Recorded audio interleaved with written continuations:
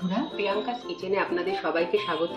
তো সামনেই খুশির ঈদ, আর আপনাদের জন্য বন্ধুরা বানিয়েছি চিকেন কিমা দিয়ে একটা রেসিপি। খুব সহজেই তৈরি হয়ে যায়, অথচ খুব সুস্বাদু খেতে। তাহলে দেখতে থাকুন আজকের এই রেসিপি। 4 টেবিল চামচ মতো দিয়ে দিয়েছি সাদা তেল। এবার দিয়ে দিচ্ছি গোটা গরম মশলা আর সাজিরে। ফোড়নটা একটু আনিয়ে নেব।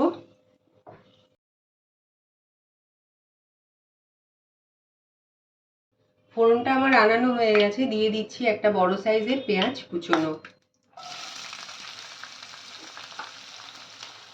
পেঁয়াজটা একটু গোল্ডেন ব্রাউন করে ভেজে নেব। এখানে 500 গ্রাম চিকেনের কিমা আমি জল ঝরিয়ে নিয়েছি ধুয়ে, এটা দিয়ে দিচ্ছি। এবার দিয়ে দিচ্ছি আদা রসুনের পেস্ট। আদাও 2 চামচ আর রসুনের পেস্টও 2 চামচ নিয়েছি। এবার ভালো করে কিমার সঙ্গে আমি মিক্স করে নেব। ভালো করে মিক্স করে কষিয়ে নিয়েছি। এবার ফ্লেমটাকে মিডিয়ামে করে আমি ঢাকা দিয়ে দিলাম 5 মিনিটের জন্য। ঢাকাটা তুলে নিচ্ছি। এবার দিয়ে দিচ্ছি একটা বড় সাইজের টমেটো কুচো করা। দিয়ে দেব আন্দাজ মতো নুন, স্বাদ অনুযায়ী নুন দিয়ে দিলাম। এবার একটু মিক্স করে দেব। এবার আমি টমেটোটা গলে যাওয়া পর্যন্ত একটু ঢেকে দিলাম।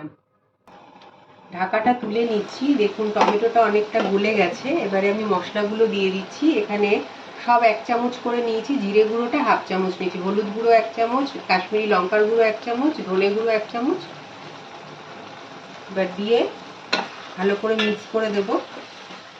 দিয়ে দিচ্ছি 1 চামচ চিলি ফ্লেক্স।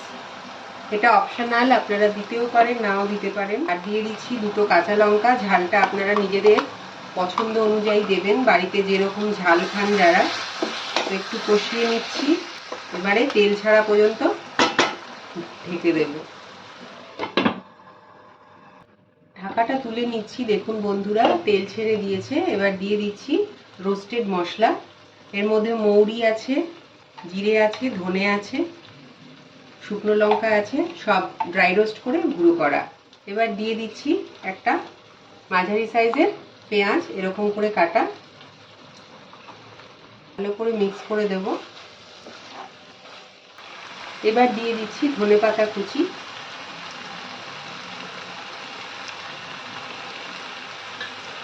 ভালো করে মিক্স করে দেব। তো আমার রান্নাটা একদম কমপ্লিট হয়ে গেল বন্ধুরা। তো এবার ঢাকা দিয়ে স্ট্যান্ডিং টাইমে কিছুক্ষণ রাখছি, তারপরে গরম গরম রুটি পরোটার সঙ্গে পরিবেশন করা যাবে।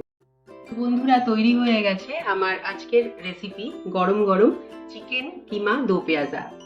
তো বাড়িতে রুটি পরোটা কিংবা ফ্রাইড রাইস এগুলোর সঙ্গে আপনারা পরিবেশন করতে পারবেন, আর বাচ্চাদের তো খুবই পছন্দ হবে। তো আপনারা সবাই ভালো করে ঈদ কাটান আর আমার পাশে থাকবেন। এখানেই শেষ করছি। নমস্কার।